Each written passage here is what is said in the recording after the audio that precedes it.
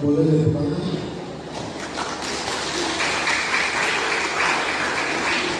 Terima kasih pujiannya, Tuhan Yesus memberkati.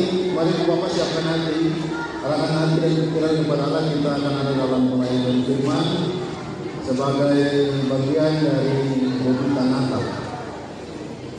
Mari kita buka Lukas pasal 2. Lukas pasal 2 kita baca ayat 11 sampai 14 dan Yesaya 9 ayat 5. Lukas 2 ayat 11 sampai 14, Yesaya 9 ayat 5. Sebelumnya mari kita berdoa. Allah di dalam Yesus, Tuhan dan Juru Selamat kami, yang hari ini sebagai peristiwa dalam Yesus kami merayakan kembali kelahiran-Mu. Terima kasih yang Kau berkenan menjumpai kami lewat lawatan firman Tuhan. Kami sadar diri, kami berdosa, kami sadar diri kami tak mampu memahami kebenaran firman-Mu. Kuasa Roh Kudus-Mu kami butuhkan untuk memberikan pengertian supaya kami memperoleh pengertian yang benar pula dalam menjalani hidup kami hari lepas hari. Berfirmanlah kepada kami, ya. Amin. Lukas pasal 2 ayat 11 sampai 14 demikian. Gembala-gembala, hari ini telah lahir bagimu Juru Selamat, yaitu Kristus Tuhan di kota Daud. Dan inilah tandanya bagimu, kamu akan menjumpai seorang bayi dibungkus dengan laku dan terbaring di dalam palungan. Dan tiba-tiba tampaklah bersama-sama dengan malaikat itu sejumlah besar para tentara surga yang memuji Allah Bapa. Kemuliaan bagi Allah di tempat yang maha tinggi, dan damai sejahtera di bumi di antara manusia yang berkenan kepadanya. Yesaya 9 ayat 5. Sebab seorang anak telah lahir untuk kita, seorang putra telah diberikan untuk kita. Lambang pemerintahan ada di atas bahunya, dan namanya disebutkan Orang Penasihat Ajaib, Allah yang perkasa, Bapa yang kekal, Raja Damai. Demikian kebenaran firman Tuhan. Berbahagia Bapak dan Saudara dan saya yang mendengarkannya, lalu bersedia juga untuk mendengar pada renungannya. Shalom, shalom, shalom. Ibu Bapak Saudara-saudara,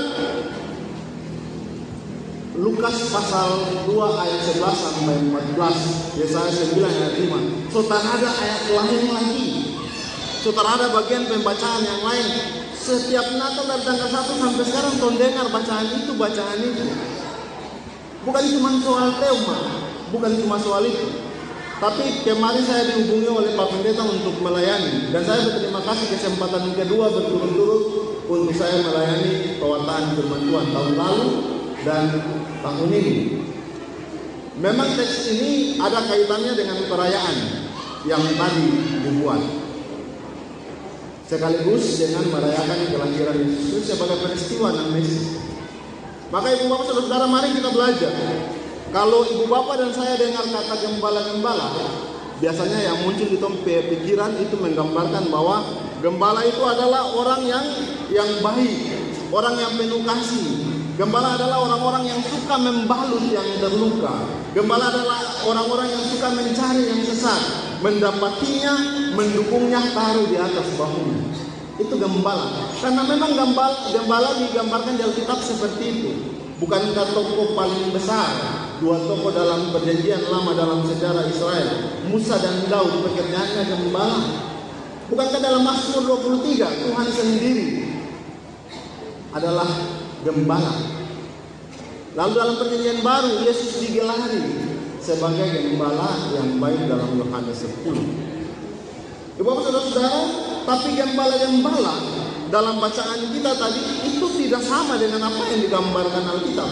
Di kalangan orang Yahudi, gembala adalah orang-orang yang hina, orang-orang yang tidak dianggap, orang-orang yang terpojok, orang-orang yang memang rendah, orang-orang yang diklaim berdosa. Saudara, jadi memang keadaan gembala-gembala itu sangat terpojok. Tapi saudara-saudara tahu, ini sangat menarik. Menarik kenapa? Meskipun dalam keterpojokan itu, meskipun dalam keadaan yang seperti itu, gembala yang terpojok ini, gembala yang dianggap hina ini, gembala yang kelas bawah ini, justru Tuhan menyapa mereka. Justru Tuhan menyapa mereka, sehingga malaikat itu datang dan berkata, jangan takut, sesungguhnya aku memberitakan kepadamu kesukaan besar bagi seluruh bangsa. Gembala-gembala, kabar besar, kabar sukacita, kabar yang begitu luar biasa harus disampaikan kepada gembala-gembala. Benar atau tidak? Harusnya kabar yang besar itu disampaikan kemana? Jangan ke gembala. Karena sampaikan ke gembala itu sangat tidak representatif. Harusnya kabar yang besar itu sampaikan dulu ke imam minimal. Sampaikan dulu dari imam, baru ke umat, baru yang kelas paling rendah. Kan begitu kan? Kalau orang duta besar datang, tong tahu nih duta besar. Tapi kemudian duta besar itu dia datang dengan pakaian gelandangan. Yang kita lihat apa, saudara? Yang kita lihat pakaiannya. Siapa kau? Kita akan melihat gelandangannya kawan ini. Karena duta besar harus datang dengan jas, berdasi, rapi, dan bawa surat dari presiden. Saya duta besar. Baru orang percaya. Makanya gembala-gembala dalam orang Yahudi, kalangan orang Yahudi itu tidak bisa dianggap benar, apalagi jadi saksi dalam memberikan satu kesaksian. Sungguh-sungguh gembala mengalami keterpojokan, dianggap hina dan sebagainya. Tapi saya mau bilang, berita Natal, berita tentang keselamatan dunia disampaikan kepada mereka. Orang yang dianggap hina, orang yang dianggap rendah, Allah menjumpai mereka, Allah menyapa mereka, saudara-saudara. Ibu bapak, kalau Tom bilang yang tadi saya bilang, apakah gembala tidak representatif? Ya, mungkin tidak representatif. Tapi saya mau katakan, memang tidak ada representatifnya, tapi sangat representatif. Bagaimana itu pendeta? Ya, tidak ada jika orang, ibu bapak, saudara-saudara dan saya melihat dari sisi itu. Tapi sangat representatif karena gembala menggambarkan manusia berdosa. Ibu bapak, saudara-saudara dan saya. Ya, kayak begitu orang berdosa itu, orang yang hina itu kayak begitu. Saya, engkau, kita. Persis dalam posisi sosialnya seorang gembala. Hina, dina, tidak ada harganya, tidak ada nilainya kelas bawah. Itu kita, ibu bapak, saudara dan saya.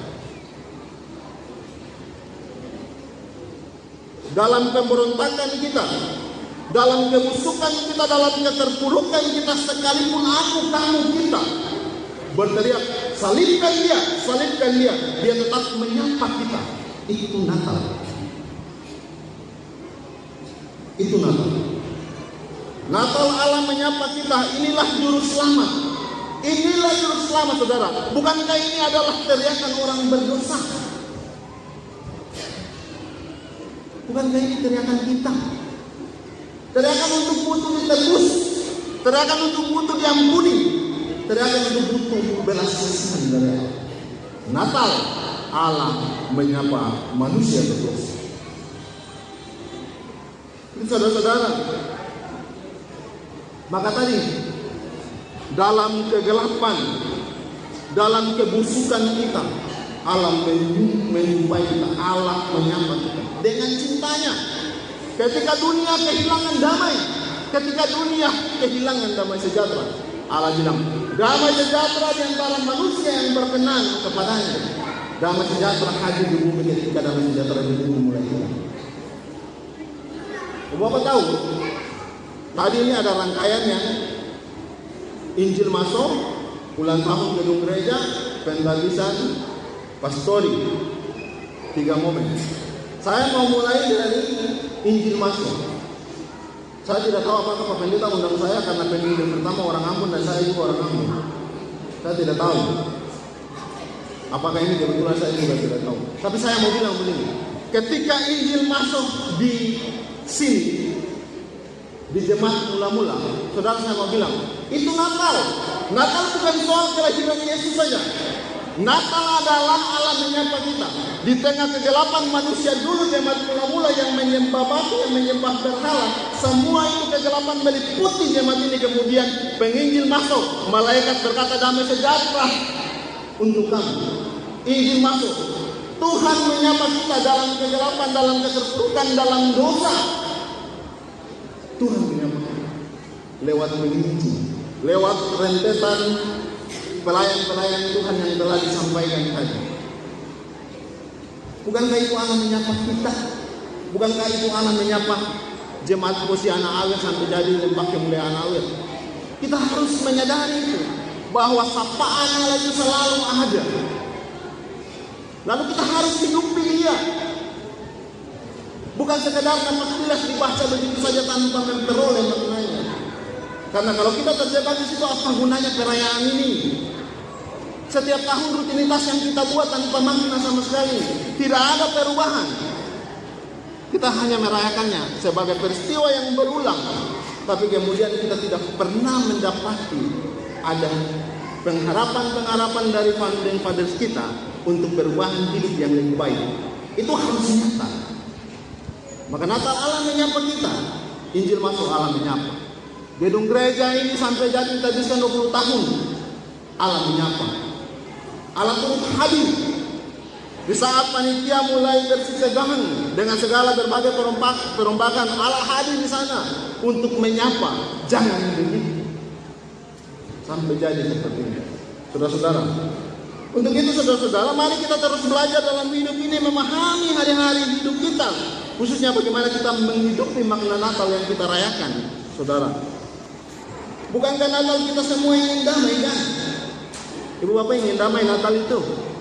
Ingin, kan? Tidak satu orang pun yang tidak menginginkan damai itu. Damai itu bukan hanya ucapan. Damai itu sebuah usaha, sebuah kerinduan untuk mewujudkan. Karena suasana damai itu dibutuhkan oleh semua orang, saudara. Tapi tidak selalu itu terjadi, ibu bapak. Tidak selalu. Baru saja tanggal 1. Bahkan November itu lagu Natal tong sostel di rumah. Tong sok putar bahkan dengan kecil-kecil tong menyanyi lagu tentang damai, saudara. Tapi damai itu belum terjadi, susah sekali terjadi. Rupanya maitua lupa taruh garam di sayur, ya. Lalu maitua makan hambar. Lagu Natal dalam bunyi sana. Perang pak, perang. Gara-gara sayur tawar. Bolong lagi panggil anak-anak. Panggil dong tinggal tanpa cuma suara saya datang kemari ketika orang tua panggil. Karena asik TikTokan, Facebookan, YouTube. Ibu bapak saudara, damai tidak ada. Damai tidak ada, saudara. Akhirnya meja makan jadi aneh, tidak ada damai, padahal baru selesai dengar bahkan menyanyikan lagu Natal tentang damai.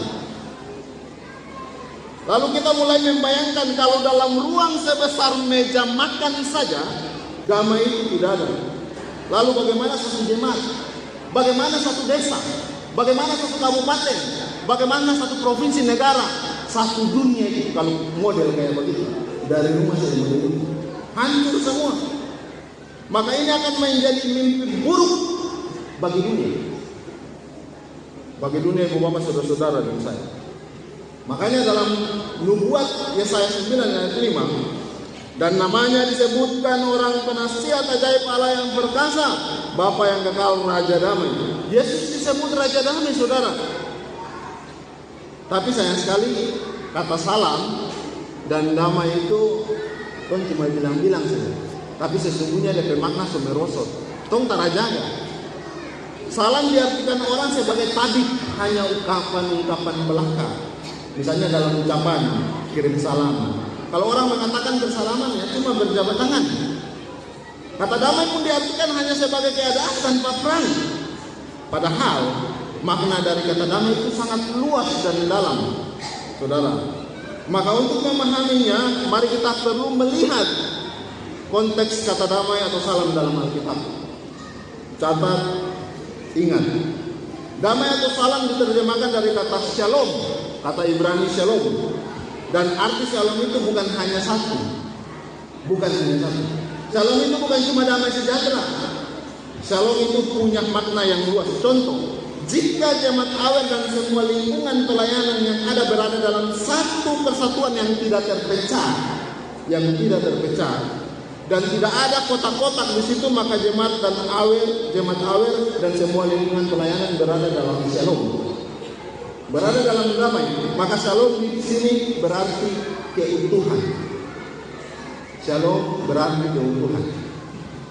Jika dua orang atau dua kelompok berdamai ketika beberapa waktu mengalami cekcok, hubungan renggang, lalu berinisiatif untuk berdamai kembali, maka kedua orang dan kelompok itu mengalami yang namanya shalom. Di sini shalom berarti keselarasan. Lalu kemudian jika panen berhasil dan tiap orang tercukupi kebutuhannya, maka disebutlah rakyat hidup dalam shalom. Di sini shalom berarti damai sejahtera, makmur, berkat. Jika satu perjalanan, ibu bapak dan saya berjalan dari sini sampai ke Belo dan tidak ada halangan apa-apa di jalan dan tiba terhadap celaka, maka di situ ada shalom. Berarti shalom juga berarti selamat. Jadi shalom mengandung arti yang luas dan dalam. Tiap kali Alkitab berkata tentang damai sejahtera, maka yang dimaksudkan adalah shalom itu, yang utuh, selaras, berkat, selamat, bahagia, sehat, tertib, semua berada dan berfungsi sebagaimana mestinya.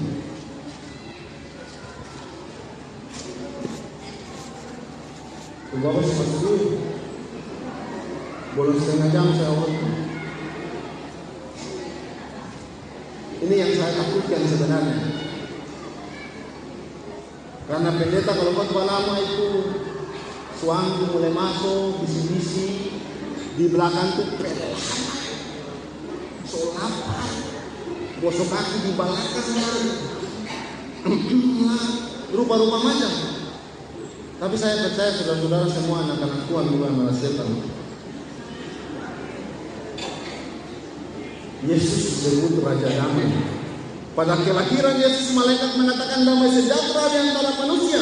Maka dengan kelahiran Yesus Kristus, saudara-saudara, maka suatu zaman baru dimulai di sana. Natal Yesus mengutuhkan yang terpecah, Natal Yesus menyambung yang terputus dan memperkuat yang rendah. Natal berkat anugerah diberikan kepada manusia, Natal manusia selamat, Natal keadaan damai manusia yang Allah terwujud. Saudara, tetapi kita harus ingat, saudara, damai sejahtera itu bukan turun dari langit. Damai sejahtera harus diusahakan dengan ikhlas baik dan kesungguhan hati yang sungguh-sungguh. Untuk kita harus belajar, saudara-saudara, berkomitmen untuk menjadi alat damai sejahtera Allah. Supaya apa? Supaya kita mengasihi di mana ada kebencian, memaafkan di mana ada saling menghina, mendamaikan di mana ada perseteruan, menimbulkan pengharapan di mana ada ketidakpastian di sana, menyatakan terang di mana kegelapan berkuasa, dan membawa kegembiraan di mana kesedihan mencekam. Itu tugas kita, itu tugas gereja, menjadi alat damai sejahtera Yesus Kristus, saudara. Jadi jangan kita terjebak, jangan terjebak dengan semua yang kita lakukan. Kita fokus untuk perayaan Natal, kita fokus untuk baju baru, kita fokus untuk rambut lurus, baju yang mahal dan segala macam, pohon terang dan segala macam, kita fokus. Tidak soal dengan itu, tapi jangan itu fokusnya. Berbahaya kalau itu fokusnya. Karena Natal tidak ada maknanya kalau kita fokus di sana. Tidak masalah saya khotbah di bengkel tua.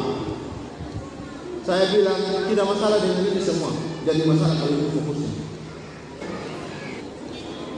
Ada damai di sana, bisa ada kalau kita memahaminya dengan baik. Tapi kalau kita kejar-kejar cuma itu, tidak ada damai sesungguhnya. Karena kita hanya terjebak dalam perayaan yang rutinitas tanpa memetik makna. Bapak, saya mau tenang sejenak, tunduk kepala. Saya mau tutup khotbah ini.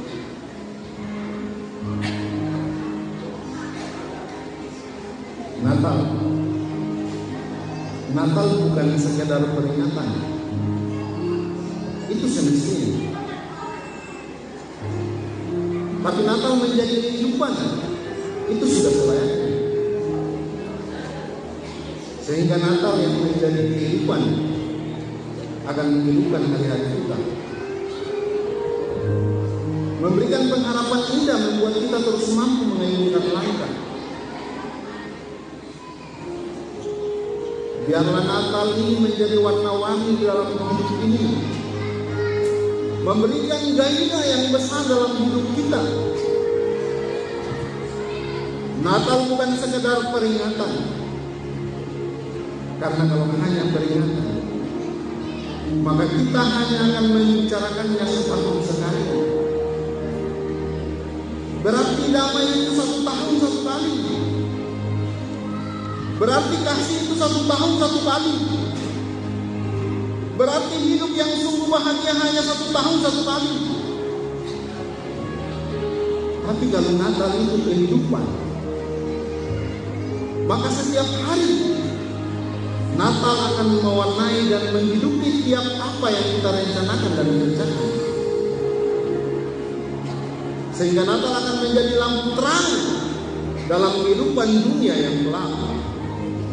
Natal akan menjadi lampu sorot untuk memberikan pencerahan bahkan di kegelapan kehidupan sekalipun.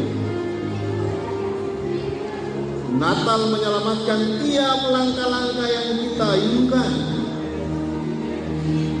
Karena Natal menunjukkan ke arah mana langkah harus diayunkan. Betapa indahnya kalau Natal adalah kehidupan. Maka di kehidupan kita, Natal itu terus bergema, bukan bergema di bulan Desember. Maka Natal itu bukan sekedar peringatan, karena itu sangat berbahaya. Awas, jangan berhenti di peringatan, tapi selamat datang di kehidupan. Natal di hidup. Natal Allah menyapa kita setiap malam. Natal adalah manusia berdosa disapa. Tuhan Yesus memberkati.